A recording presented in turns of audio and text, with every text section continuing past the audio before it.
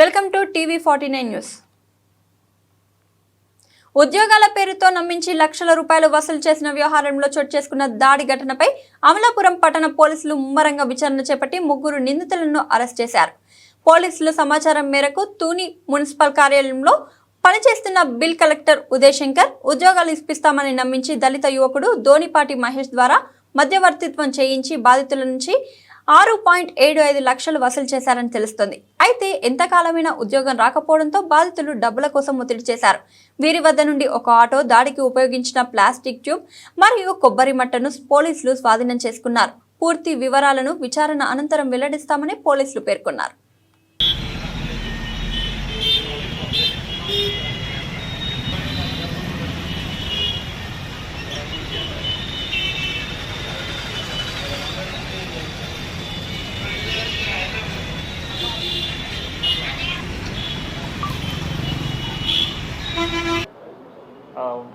ఇది మన 19వ తారీఖు నాడు మనకి అమలాపురం టౌన్లో ఒక SC/ST కేసు కపుల్డ్ విత్ హత్యాయత్నం కేసు, అటెంప్ట్ మర్డర్ కేసు కట్టడం జరిగింది. అది మీ అందరికీ తెలిసిన విషయం. దీంట్లో ఏంటంటే ధోనిపాటి మహేశ్వరరావు ఇలియాస్ మహేష్ అనే షెడ్యూల్ కులానికి సంబంధించినటువంటి ఒక వ్యక్తిని, అలాగే మరొక వ్యక్తి BC కులానికి సంబంధించినటువంటి ఉదయ్ శంకర్ అనే వ్యక్తిని కొంతమంది వ్యక్తులు బలవంతంగా తీసుకువెళ్ళి బాగా కొట్టి హత్యాయత్నం చేసి వదిలేయడం జరిగింది.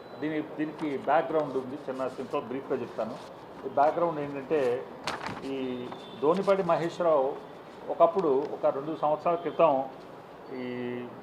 మన ఇక్కడ రాయల్ కాలేజీలో పనిచేసేటువంటి విజయ్ కుమార్ అనే అతను ద్వారా తన తాలూకు వాళ్ళకి ఉద్యోగం కంప్యూటర్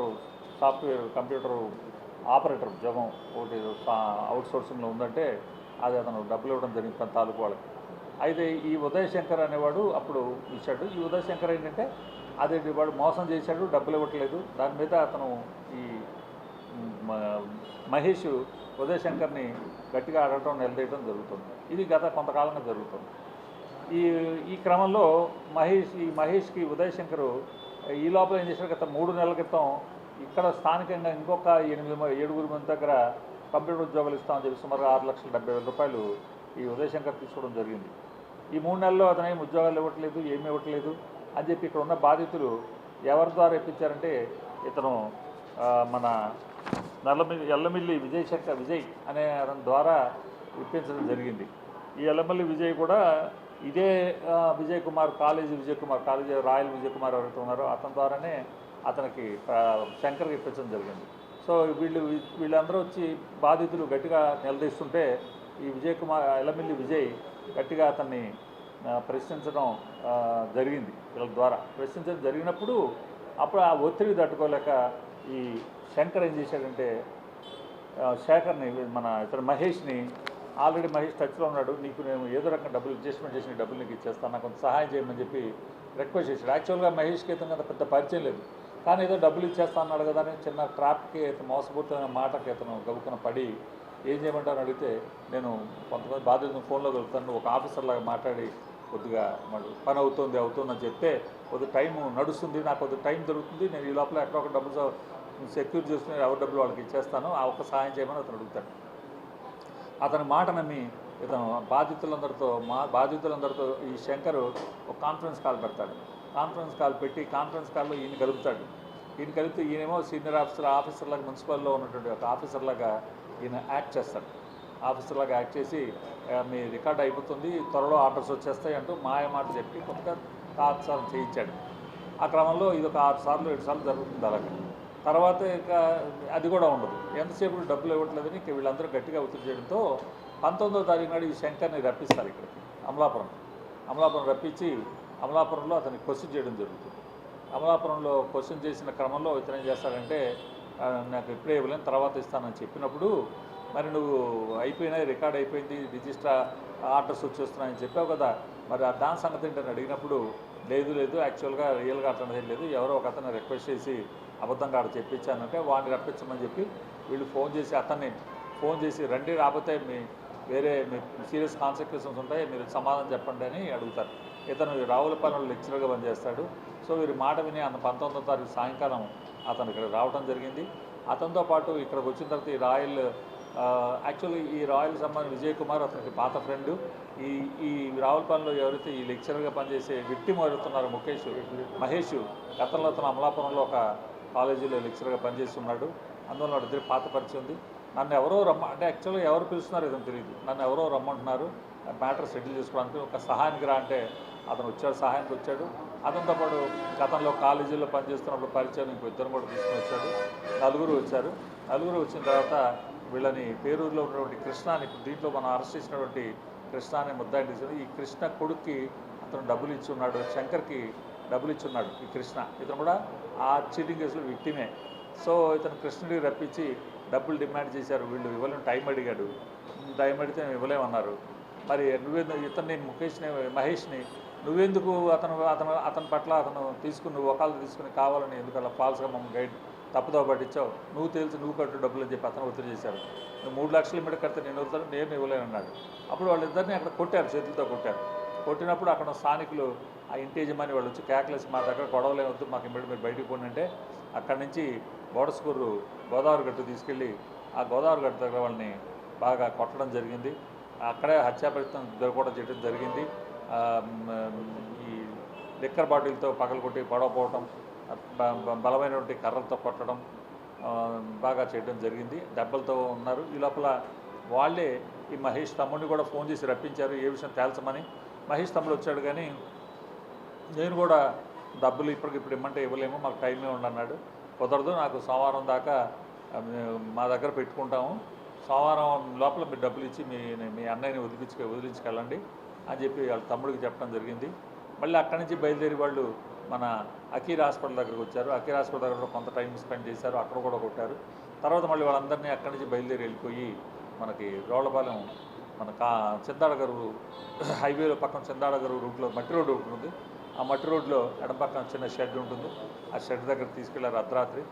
అయితే వీళ్ళు వెళ్ళిపోయిన తర్వాత వాళ్ళు ఎటు వెళ్ళారో తెలియక వాళ్ళ తమ్ముడు కాసేపు వెతుక్కుని మహేష్ తమ్ముడు కాసేపు వెతుక్కుని 112 కాల్కి మన పోలీస్ స్టేషన్కి ఫోన్ చేయడం జరిగింది. ఈ లోపల పోలీసులు వెంటనే స్పందించి వాళ్ళు గబగబా మూవ్ అవటం, ఈ పోలీసులకు తెలిసింది అనే విషయం తెలుసుకుని ముద్దాయిలు ఈ విక్టిమ్స్ ఇద్దరిని కూడా వదిలేయడం జరిగింది. వదిలేసిన తర్వాత వాళ్ళు హాస్పిటల్కి జాయిన్ చేశాము. హాస్పిటల్లో వాళ్ళ దగ్గర స్టేట్మెంట్ తీసుకుని ఎఫ్ఐఆర్ వేయడం జరిగింది. ఇది జరిగిన కేసు. సో దీంట్లో ముద్దాయిని ఈరోజు మధ్యాహ్నం 2 గంటలకి ముగ్గురిని అరెస్ట్ చేశాము. ఎల్లమల్లి విజయ్ రవిశంకరు, వరదల బాలరాజు, ఎర్రా కృష్ణ అనే ముగ్గురు ముద్దాయిని ఈరోజు అరెస్ట్ చేయడం జరిగింది. వాళ్ళు ఈరోజు కోర్టులో హాజరుపరచడం జరుగుతుంది. మరో ముద్దాయిలు అబ్స్టాండింగ్లో ఉన్నారు. వారికై కూడా స్పెషల్ టీమ్స్ నడుస్తున్నాయి. వారిని కూడా త్వరలో అరెస్ట్ చేస్తాము. ఈ ముద్దాయిల్ని అరెస్ట్ చేసే క్రమంలో వారి దగ్గర నుంచి వారు వాడిన ప్యాసింజర్ ఆటో AP05TL0350 అనే ఆటోని స్వాధీనం చేసుకోవడం జరిగింది. దాంతోపాటు వాడిని కొట్టడానికి ఉపయోగించిన ఆయుధాలు కర్ర, అలాగే బాటిళ్ళు, ఇవి తర్వాత ట్యూబులు పెట్టుకుంటారు, ఆ ట్యూబులు, తర్వాత ఎండిన కొబ్బరి మట్టలు ఉన్నాయి, ఆ కొబ్బరి మట్ట అవి వాటిని కూడా ఈ కేసులో స్వాధీనం చేసుకోవడం జరిగింది. ఇప్పటికంతే వచ్చిందేమో లేదండి. రాయల్ కాలేజీ ఉన్నటువంటి విజయ్ కుమార్ సార్ ఫస్ట్ ఇచ్చిన సకిలి రాజ్ కుమార్ అనే వ్యక్తి డైరెక్ట్గా నేనే రాయల్ కాలేజీకి సంబంధించి విజయ్ కుమార్కి ఇచ్చిన వీడియోకి ఇచ్చేసాను. అవును, అది కరెక్టే. అది కరెక్టే. అది విజయ్ కుమారు దీంట్లో మధ్యవర్తిగా ఉన్నాడు. ఎవరికి? శంకర్కిను విక్టిమ్స్కి. ఇప్పుడు ఈ కేసులో ఇప్పుడు లేటెస్ట్గా వీళ్ళు తీసుకున్న 7 తీసుకున్నది కూడా విజయ్ కుమారే. విజయ్ కుమార్కి ఈ శంకర్ మన అమలాపురం మున్సిపాలిటీలో పనిచేసేవాడు కాబట్టి అతను ఉద్యోగాలు ఇస్తాడనే అభిప్రాయంతో అతను పరిచయం చేశాడు. అతను తెలిసి పరిచయం చేసిన అంటానికి మన దగ్గర ఆధారం లేవు. అతను మోసం చేస్తాడని ఇతనికి తెలుసు అని మన దగ్గర ఆధారం లేదు. ఎందుకంటే ఆ సకిలే రాజ్కుమార్ తోటిను ఈ కేసులో ఒకటే సోఫార్ అండి. మన ఉద్యోగస్తుడు కాబట్టి మున్సిపాలిటీలో పనిచేస్తున్నాడు కాబట్టి ఇప్పుడు ఇస్తాడని అభిప్రాయంతో ఇచ్చి ఉండొచ్చు అంత తప్ప ఏం లేదు. మళ్ళీ అగైన్ అతన్ని వీళ్ళకి ముందు ప్రొడ్యూసింది, ఆ నెంబర్ ఇచ్చింది కూడా అతని రాజ్కుమార్. అయితే దీంట్లో మానిటరీ ట్రాన్సాక్షన్ ఏది విజయ్ కుమార్తో జరగలేదు.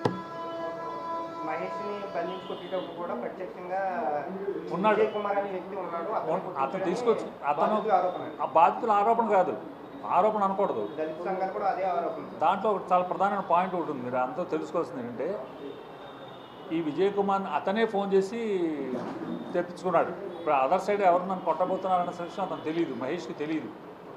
నన్ను ఎవరు పిలుస్తున్నారో తెలియదు. అతను బయలుదేరేటప్పుడు ఫోన్ చేసి ఎవరు నన్ను రమ్మన్నారు, ఇక్కడికి ఫోన్ చేశారు, నాకు కొంత సహాయం రామని అడుగుతాడు. వీళ్ళిద్దరికీ పాత పరిచయం ఉంది. కాలేజీలో పనిచేసాడు మహేష్. గతంలో ఇక్కడ పనిచేసాడు, అమ్మాపురంలో 4 ఏళ్ళు పనిచేశాడు. 2014 నుంచి 19 వరకు పనిచేశాడు. సో అప్పుడు వీళ్ళిద్దరికీ బాగా పరిచయం ఉంది. పరిచయం మీద హెల్ప్గా అతను రమ్మన్నాడు. అతనికి తెలియదు ఎవరు పిలిచారంటే తెలియదు. అతను వచ్చిన తర్వాత స్పాట్కి వెళ్ళిన తర్వాత వీళ్ళని తెలిసింది అతను విజయ్ కుమార్. అయితే ఇక్కడ ఏంటంటే జనరల్ ఒపీనియన్ ఏంటంటే విజయ్ కుమారు ధైర్యం చేయలేకపోయాడు. వాళ్ళకి ఎగెనిస్ట్గా బతిమలాడాడు. యాక్చువల్గా రియల్గా వాళ్ళు ఎక్కువ కొట్టినప్పుడు కొట్టద్దు అని అడ్డంపడి ఆపి కొట్టద్దని చెప్పి బతిమలాడాడు. సెటిల్ చేసుకోండి అన్నాడు. కాకపోతే ఏంటంటే ఏ భయం, అతను బహుశా భయం చేత కావచ్చు, కాన్షియస్ చెప్పలేము. అప్పుడే అతను పోలీసుని పిలిపించవచ్చు కదా అని ఒక ఒపీనియన్ ఉంది. పోలీసుని పిలిచిన అతను ఒక ఎంప్లాయీ, మా క్లర్క్, అతను ఆఫీస్ కాలేజీలో ఇక్కడ లోకల్గా ఈ రౌడీజం అది చూసి ఒక భయం కలిగి ఉండవచ్చు. మనం అతనికి 100% బ్లేమ్ చేయడానికి మన దగ్గర ఏం ఆధారం లేదు. గవర్నమెంట్ హాస్పిటల్ అడ్మిట్ అయినప్పుడు విజయ్ కుమార్ వాళ్ళ అనుచరులు వెళ్ళి మహేష్ని బలవంతంగా వీడియో రికార్డ్ చేశారని వాళ్ళు వైపు ఆరోపణ చేస్తున్నారు. మేమే చేసాం కదా వీడియో, మేము కూడా చేసాం. మేము దర్యాప్తులో భాగంగా వీడియో తీసాం. దాని ఏం చెప్పాడో అదే చెప్పాడు. దాంట్లో మాకు చాలా ఫెయిర్గా చెప్పాడు. పిటిషనర్ దెబ్బలు తగిలిన వ్యక్తి చాలా ఫెయిర్గా ఉన్నాడు. అతను అబద్ధాలు చెప్పట్లేదు, చక్కగా మాట్లాడాడు. ఉన్న విషయాలు ఉన్నట్టున్నట్టు కరెక్ట్గానే చెప్పాడు. దాంట్లో మనం కొడుతున్నప్పుడు కార్మిక శాఖ మంత్రి వసంత కుమార్ సంచలనం అంటూ చిత్రాంశాలు పెట్టారని బాధ్యత డైరెక్ట్గా చెప్తున్నారు. అది మాకు చెప్పలేదు. ఆ విషయాన్ని అతను మాకు చెప్పలేదు. విషయాలు చెప్తా సరిపోతుంది కదా, ఎక్కువ అదో హాఫ్ మినిట్ సరే అందరికీ